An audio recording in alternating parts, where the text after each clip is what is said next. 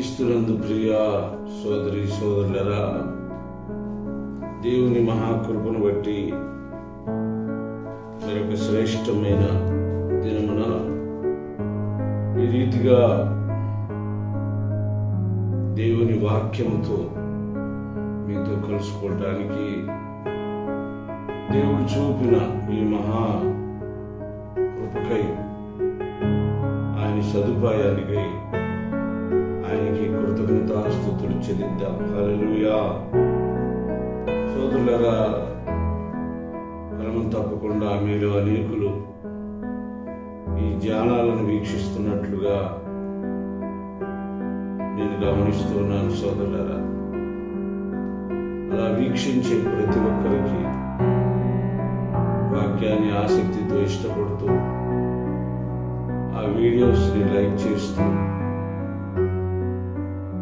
వాక్యాన్ని అనుసరిస్తున్న ప్రతి ఒక్కరికి మన ప్రభువైన యేసుక్రీస్తు పరిశుద్ధ నామములో మరొకసారి శుభాభివందనాలు తెలియజేస్తున్నాను. సోదరులారా, యోహాను సువార్త 14వ అధ్యాయము దాదాపుగా 6 వచనాల వరకు మనం ధ్యానం చేశాం. ఈరోజు 7వ వచనం చదువుకొని ఈ ధ్యానాన్ని మనం కొనసాగిద్దాం. సోదరులారా, యోహాను సువార్త 14వ అధ్యాయము 7వ వచనం. మీరు నన్ను ఎరిగి ఉంటే నా తండ్రిని ఎరుగుదురు, ఇప్పటి నుండి మీరు ఆయనను ఎరుగుదురు, ఆయనను చూచి ఉన్నారని చెప్పాను. చిన్న ప్రార్థన చేద్దాం. పరిశుద్ధుడా, జీవాధిపతి, గొప్ప దేవుడా, యేసునాథుడా, నీ పాదాల వందనాలు స్తోత్రాలు చెల్లిస్తున్నాను స్వామి. నీ మాటలు ప్రభువా నా వినికిడిలో నాయన ఆశీర్వాదకరముగా మార్చి నాకు మాకు యోగ్యమైన జీవితాన్ని అనుగ్రహించేవిగా చేసి తదుకు మా జీవితాలలో మీరు దేని కొరకు ఎదురు చూశారో, ఎలా ఉండాలని కోరుకున్నారో అలాంటి పరిశుద్ధమైన జీవితాన్ని కలిగి ఉండే భాగ్యం మీరు మాకు దయచేయండి. ఈ మాటలకు ముద్ర వేయండి స్వామి. దుష్టులు, అపవిత్రులు, పాపులు, మంత్రగాళ్ళ చేతిలో, శత్రువుల చేతిలో పడకుండా వారికి నష్టాన్ని కలుగజేసి నిరపరాధులకు, మంచివారికి, దోషులకు, రక్షణ పొందవలసిన వారికి మేలు కలిగించి అనేక మందిని ప్రభువా నాయన నీ వైపు తిప్పేవారిగా చేసి ఈ వాక్యాన్ని బలపరిచి నీ నామానికి మేము తెచ్చుకోమని యేసుక్రీస్తు పరిశుద్ధ నామములో అడిగి వేడుకుంటున్నాము తండ్రి. ఆమేన్, ఆమేన్. సోదరులారా, ప్రార్థనలో నాతో పాటు ఏకీభవించిన మీ అందరికీ కృతజ్ఞతలు తెలియజేస్తున్నాను. మీరు నన్ను ఎరిగి ఉంటే నా తండ్రిని ఎరిగి అందరు, ఇప్పటి నుండి మీరు ఆయనని ఎరుగుదురు, ఆయనని చూచి ఉన్నారని చెప్పారు. సోదరులారా, 6వ వచనానికి కొనసాగింపుగా నేనే మార్గం, నేనే సత్యం, నేనే జీవం, నా ద్వారా తప్ప తండ్రి వద్దకు ఎవడను రాడు అనే మాటలకు కొనసాగింపుగా మీరు నన్ను ఎరిగి ఉంటే నా తండ్రిని ఎరిగి ఉందరు అనే మాట చెప్పారేమో ప్రభువైన యేసయ్య అని నాకు అనిపిస్తుంది. సోదరుడా, ఇంకా దీనిలో ఇన్నర్ మీనింగ్ ఉందేమో, అది ప్రభువుకే తెలియాలి. ఉంటే ఏముండొచ్చు అంటే, ఆ మాట అనిన వెంటనే పిలుపు అన్నమాట. అప్పుడు పిలుపు ప్రభువా తండ్రిని మాకు కనపరుచును, మాకంతే చాలని ఆయనతో చెప్పగా, సోదరులారా, ఈ మాట వెంటనే పిలుపు అందుకున్నాడు అంటే పిలుపు ఆలోచనలో తండ్రిని చూడాలి, దేవుని చూడాలి అనే ఒక ప్రగాఢమైన కోరిక ఉంది అని చెప్పి మనం అనుకోవాలి. మిగతా వారికి లేదా అంటే ఉందని చెప్పాలి, లేదని మనం చెప్పలేము. ఎందుకంటే ధర్మశాస్త్రాన్ని క్షుణ్ణముగా ఎరిగిన ఆ యూదులకు, ఇశ్రాయేలులకు తండ్రిని చూడాలనే ఆశ ఎప్పటికీ ఉంటుంది. ఎందుకంటే వారి జీవితాలలో ఆయన చేసిన అద్భుతాలు, ఆశ్చర్యకారాలు అన్నీ ఇన్ని కావు. పెంట కుప్పల మీద ఉన్న వారిని పైకి లేపి, సోదరులారా, బొమ్మలు అమ్ముకుని అబ్రహామును తీసుకొచ్చి, అన్యుడైన అబ్రహామును తీసుకొచ్చి ఆయన గొప్ప జనముగా చేసి, బానిసలను తీసుకొచ్చి స్వతంత్రులు చేసి, వారిలోనే కొంతమంది రాజులను ఏర్పరచుకొని వారి పక్షము నుండి చుట్టుప్రక్కల ఉన్న వారితో యుద్ధాలు చేసి వారిని అపజయింపాలు చేసి వీరిని విజయ తీరాలకు చేర్చి, సోదరులరా, దేవుడు వారికి చేసిన మేళ్లు ఇన్ని అన్ని కాదు. ఒక మాటలో చెప్పాలంటే నీవు నేను కూడా అన్ని మేలులు అనుభవించలేదు ఇశ్రాయేలుతో పోలిస్తే అని చెప్పటంలో అతిశయం కాదు అని చెప్పి నేను మీకు గుర్తు చేస్తున్నాను సోదరులారా. కనుక వారికి తండ్రి మీద ఆసక్తి లేదని, వారిని చూడాలని ఆశ లేదని నేను చెప్పను, కానీ వారికంటే 2 ఆకులు ఎక్కువ పిలుపు పొందని మనం చెప్పుకోవాలి. అలా ఎందుకు ఉండాలి అంటే, అసలు పిలుపు అనే మాటే గ్రీకు మాట సోదరులారా. పిలుపు అనే పేరు గ్రీకు పేరు. కనుక సోదరులారా, అతను గ్రీకు వాడేమో అనే కొన్ని సందేహాలు పండితులకు ఉంది సోదరులారా. గ్రీకులకు ఉన్న ఆలోచన ఏమిటంటే, ఎక్కువగా కొత్త విషయాలు తెలుసుకోవాలి, జ్ఞానాన్ని సంపాదించాలి, నలుగురిలో గొప్పగా కీర్తించబడాలని కీర్తికాంక్ష కలిగిన వారు సోదరులారా.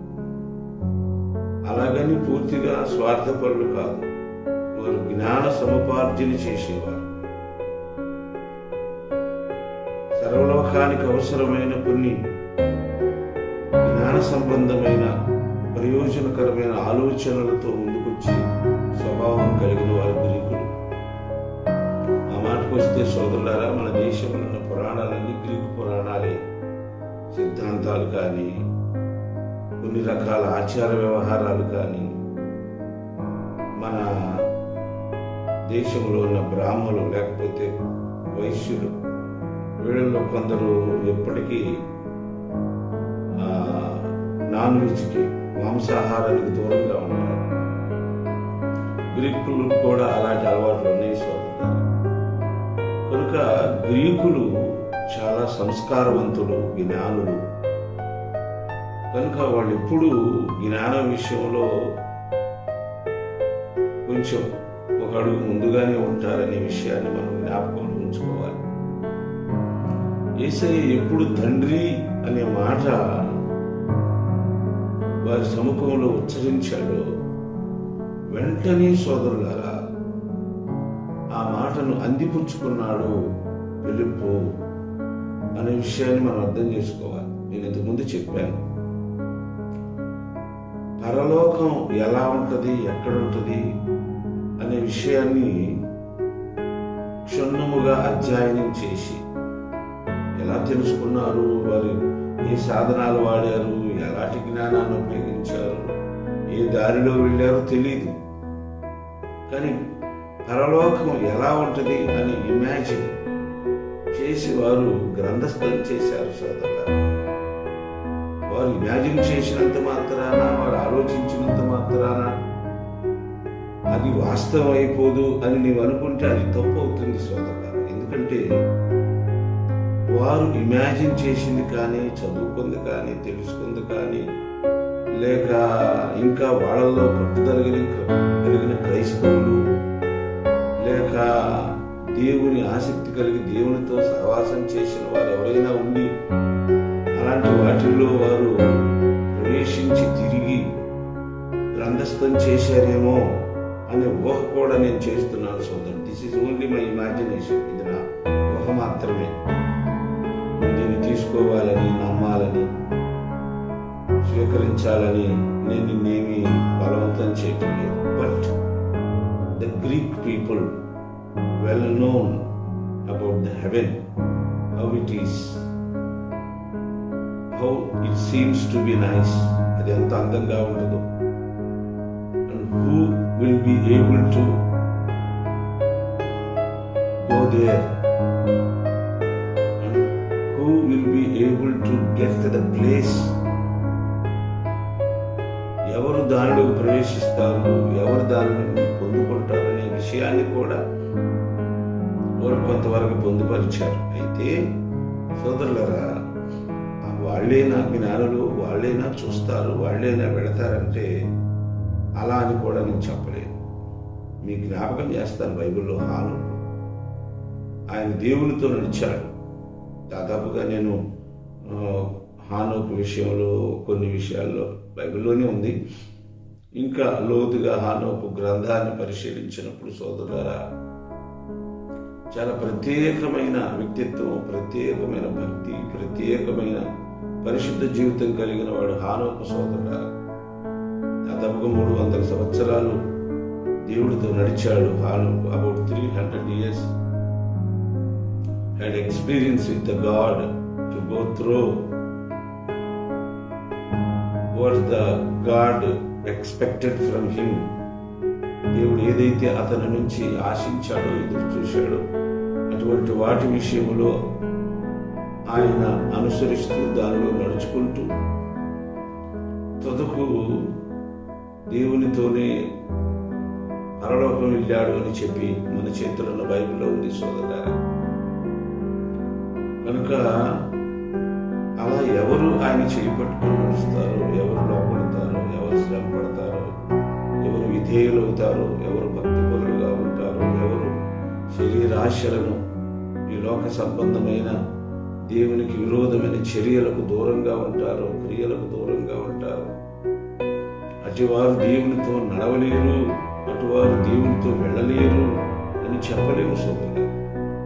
God revealed them because he pleased after their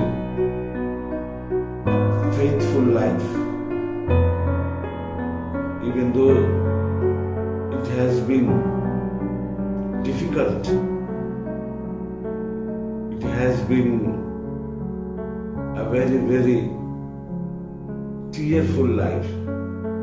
కన్నీటితో కూడిన జీవితమైన, కష్టంతో కూడిన జీవితమైన, ప్రభుతో అశాంతం ఎవరు నడుస్తారో సోదరులారా, వారికి గూఢమైన మర్మాలు దేవుడు బయలుపరుస్తాడు. పరలోక రాజ్య సంబంధమైన మర్మాలు వారికి బయలుపరుస్తాడు.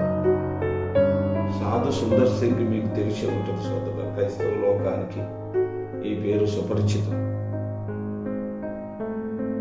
దేవుని బిడ్డలారా, సోదరి సోదరులారా, ఈయన రాసిన పరలోక దర్శనాలు అనే ఒక పుస్తకం మీకు అవైలబుల్లో ఉంది మార్కెట్లో. దాన్ని కొనుక్కొని చదవండి. చాలా విషయాలు, ఆయన స్వీయ అనుభవాలు ఆ పుస్తకంలో పొందుపరిచాడు సోదరులారా.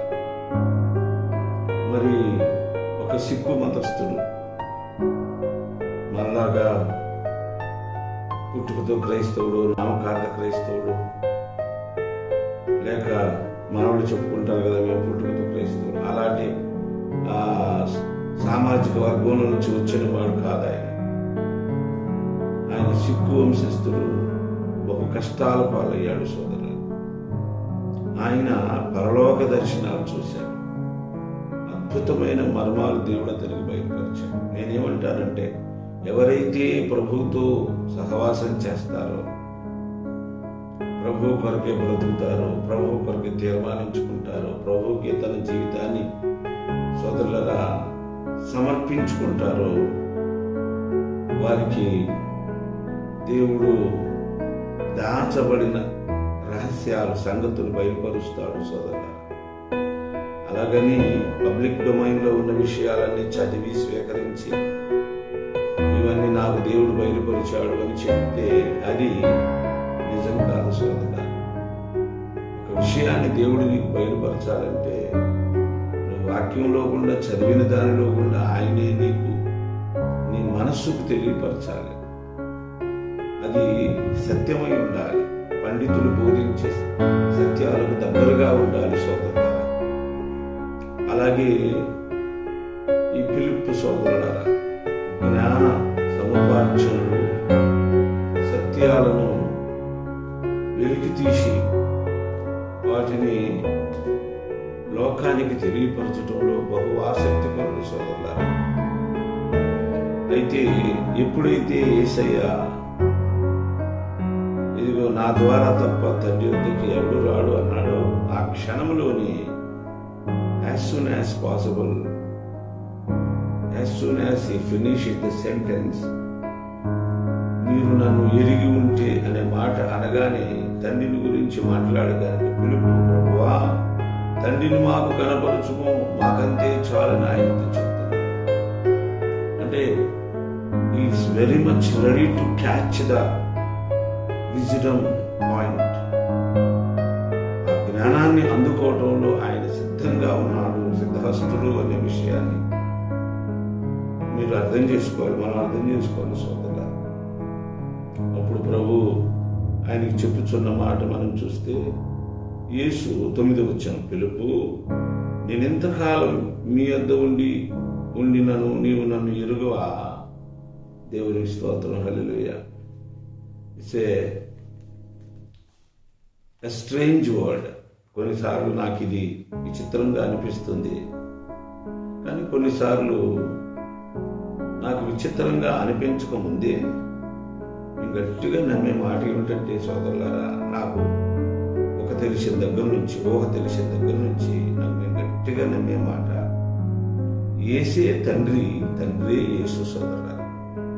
ఇది ఎప్పుడు నమ్మాను నేనంటే బైబిల్ చదివి కాదు, దేవుడు దర్శనం చూపిస్తే కాదు, లేదా ప్రార్థన చేసిన తర్వాత కాదు, పుస్తకాలు చదివిన తర్వాత కాదు, మా తల్లి చెప్పిందని కాదు సోదరులారా.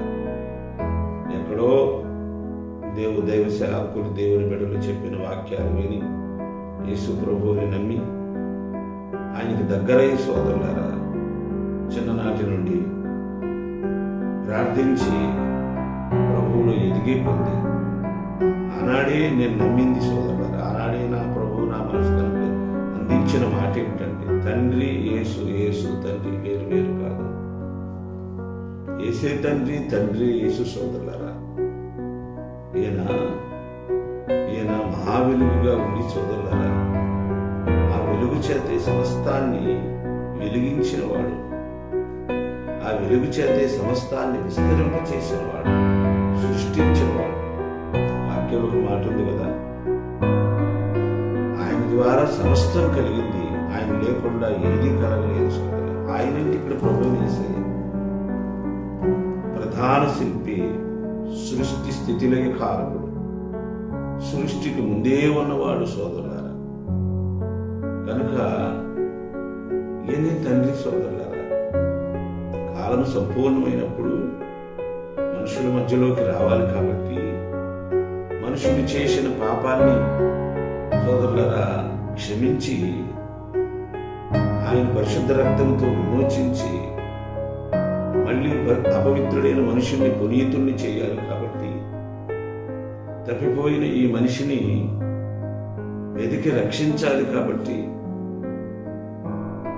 అపాయములో ఉన్న ఈ మనిషిని సోదరులారా తనతో కూడా చేర్చుకొని అతనికి భద్రత కలిగించాలి కాబట్టి ఆయన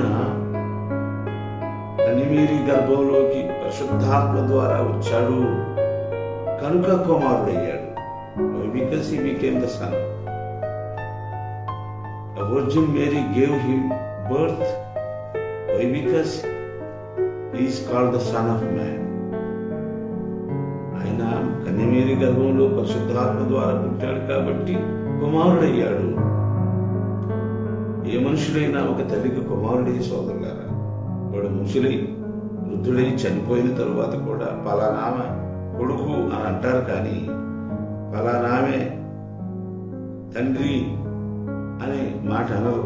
ఎందుకంటే he must burn through the womb of mom. తల్లి గర్భము నుండి ఖచ్చితంగా ఒక మనిషి పుట్టాల్సిందే. మనుషుడిగా పుట్టాడు కాబట్టి యేసయ్య కుమారుడయ్యాడు సోదరా. Before he called the son, is the father. నేను మీకు ఒక విషయం చెబుతాను సోదరా. నేను ఒకప్పుడు నా తల్లికి కుమారుడైతే ఇప్పుడు నా కుమారులకు, నా కుమార్తెకు నేను తండ్రినయ్యాను సోదరా.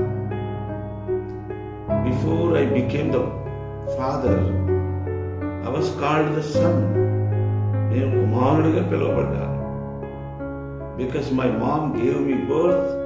నా తల్లి నాకు జన్మనిచ్చింది కాబట్టి. అట్ ద సేమ్ టైం సోదరులారా, యేసయ్య తల్లికి ఈ లోకములో పుట్టాడు కాబట్టి కుమారుడుగా పిలువబడుతున్నాడు. But before he was called the father, ఆయన తండ్రిగా జన్మించాడు. ఇది చాలా రహస్యం సోదరా. దీన్ని అర్థం చేసుకోవడానికి ప్రార్థన చేస్తే ప్రభు జ్ఞానం ఇస్తాడు. ఖచ్చితంగా అర్థమవుతుంది. Not impossible for the people of God, for faithful of the God. దేవునికి నమ్మకస్తులైన వారికి, దేవుని పిల్లలకి ఇది అసాధ్యం కాదు. అవసరమైతే ప్రభువునికి బయలుపరుస్తాడు. ఆయన కుమారుడు ఎలాగో, తండ్రి ఎలాగో, పరిశుద్ధాత్ముడు ఎలాగో. అలాగని ప్రతి పాపిష్టోడికి, ప్రతి అప్రోచడికి, ప్రతి ద్రోహికి, దుర్మార్గుడికి ఈ విషయాలు ఆయన బయలుపరుస్తాడని నేను చెప్పలేను సోదరులారా. కనుక నేనేమంటానంటే, తండ్రి యేసయ్య, యేసయ్యే తండ్రి. ఖచ్చితంగా దీన్ని నమ్మితే నువ్వు ధన్యుడు సోదరి. దీని నుంచి విడదీసి అతనికి ఒక సిద్ధాంతం, ఇతనికి ఒక సిద్ధాంతం, అతనికి ఒక పుస్తకం, అతనికి ఒక పుస్తకం, అతనికి ఒక సంస్థ, ఇతనికి ఒక సంస్థ, అతనికి ఒక గుడి, ఇతనికి ఒక గుడి కడితే అది దేవునికి బహు విదూరంగా కనబడుతుంది. అది అసహ్యం సోదరులారా, అది అసహ్యం. అది వినటానికే బహు నీచంగా ఉంటుంది. ఇలా విడదీసి బ్రతికే కొన్ని సంఘాలు సోదరులారా, ఉమివేయబడే సంఘాలను ఖచ్చితంగా చెప్తాను. ఇట్ హాస్ బీన్ స్పిటెన్ అంతే. అది ఉమివేయబడ్డాయి, త్రోసివేయబడ్డాయి. Not applicable in the coming days. సార్వత్రిక సంఘానికి వీటికి సంబంధం ఏం లేదు. కనుక సోదరులారా, ప్రభు అయిన యేసయ్య దేవుడు తండ్రి, తండ్రి ప్రభు అయిన యేసయ్య అని ఖచ్చితంగా చెప్పాలి. ఎందుకంటే యేసయ్య మాట నమ్ముతావుగా. యేసయ్య అబద్ధమాడుగా, ఆయన అబద్ధమాడిన దేవుడుగా. తండ్రిని మాకు కనపరచుము అని అంతే చాలు నాకు అని పిలుపున్న మాటకి 8వ వచనంలో ఆయన అంటున్న మాట, అప్పుడు పిలుపు ప్రభువా తండ్రిని మాకు కనపరచుము, మాకంతే చాలు అని ఆయనతో చెప్పగా, యేసు పిలుపు నేను ఇంతకాలం నీ యొద్ద ఉండినను నీవు నన్ను ఎరుగవా. క్రిస్టల్ క్లియర్ గా ఉందండి. It should be crystal clear. If you receive with good heart, healthy heart, if you receive with your repented mind, by your repented mind, మారు మనసు పొందిన మనస్సుతో ఈ వాక్యాన్ని నీవు స్వీకరించదలుచుకుంటే, ఆరోగ్యకరమైన మనసుతో, చెడ్డ మనస్సు లేకుండా ఈ వాక్యాన్ని నీ స్వీకరిస్తే సోదరి సోదరులారా, ఖచ్చితంగా అర్థం. దేశ అంటున్నాడు, ఇంతకాలం నేను నీ వద్ద ఉన్నా కూడా నువ్వు నన్ను ఎరుగవా. తండ్రి నేనే పిలుపు, మీ మధ్యలో నేనున్నాను, నన్ను ఎరగవా. హల్లెలూయా. నన్ను చూచిన వాడు తండ్రిని చూచున్నాడు గనక తండ్రిని మాకు కనపరచుని ఎలా చెప్పుచున్నావు. నన్ను చూసిన వాడు తండ్రిని చూసిన. కొంచెం complicated sentence, a little bit of complex, కొంచెం కష్టం సోదరులారా. నేను చెప్తాను, అర్థం చేసుకోవడానికి ప్రయత్నం చేయి. ఒక మహా వెలుగు ఉంది సోదరులారా. ఆ వెలుగును మాత్రమే నువ్వు చూస్తావు, ఆ వెలుగును మాత్రమే నువ్వు చూస్తావు. కానీ అంతటి మహా వెలుగు ప్రకాశిస్తుంది అంటే దానికి రూపం లేకుండా ఉంటుందంటావా? ఒక మట్టిగతమైన నువ్వు నేనే ఇలాంటి రూపాలు కలిగి ఉన్నామని కొందరు అందమైన స్త్రీలు, అందమైన పురుషులు, అందగాళ్ళు ఎంత నలుపులో అయినా ఉన్నారు, అందం లేని వాళ్ళు ఎంత తెలుపులోనైనా ఉన్నారు. సోదరులారా, ఎన్నో రకాల స్వభావాలు, వ్యక్తిత్వాలు, శరీరాలు, రంగులు, మనకే ఇంత చక్కటి రూపం, ఏది ఎక్కడ ఉండాలి, ముక్కు, ముఖం, చెవులు, కాళ్ళు, చేతులు, ఇంత చక్కగా అమర్చిన ఆ వెలుగుకి స్వరూపం లేదంటావా? ఆ గడియలోని ఇన్స్టంట్గా స్వరూపాన్ని ధరించలేడంటావా? అదేనా నీ జ్ఞానం? దేవుడు వీడిని చెప్పడానికి నోరు తెరిచే నీతోనే నేను మాట్లాడుతున్నాను సోదరి. ఇంతటి మహావీరుడు గాలి తన సమయంలో వీస్తుంది, శీతాకాలం తన కాలంలో వచ్చి తన బాధ్యత నెరవేరుస్తుంది. ఎవరో చెప్పినట్టుగా, తనకే జ్ఞానం ఉన్నట్టుగా. వర్షం దాని సమయంలో వర్షిస్తుంది, దానికి ఏమిటో తెలిసినట్టుగా. ఎండాకాలం తన సమయంలో తన బాధ్యత నిర్వర్తిస్తుంది, దానికి జ్ఞానం ఉన్నట్టుగా. ఏమంటే ఈ పంచభూతాలకి ఎంత జ్ఞానం ఉంది? భూమికి రూపం ఉందగా సోదరులారా. ఒక్కొక్క దానికి రూపం కనబడుతుంది, ఒక్కొక్క దానికి రూపం కనబడుతుంది. వీటన్నిటి బాధ్యతలు నెరవేరుస్తున్నాయి. వీటికి అద్భుతమైన శక్తులుంటే సోదరులారా, ఆ మహాదేవునికి, ఆ వెలుగుకి రూపం లేదంటావా?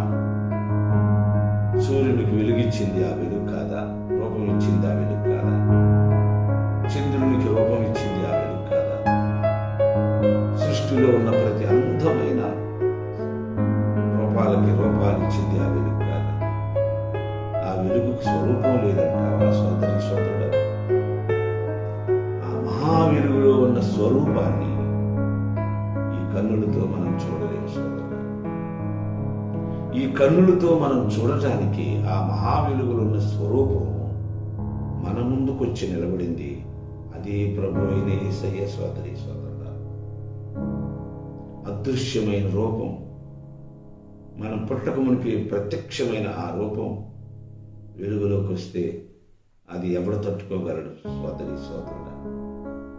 నీ కృపావరాలు అభివృద్ధి అయ్యే కొద్ది, నీ ఆత్మ బలపడే కొద్ది, దేవుని కృపచేత నీవు బలాభివృద్ధి పొందే కొద్ది, నువ్వు పొందే విషయాలను నువ్వు సహిస్తావా సోదరి, సోదరుడా?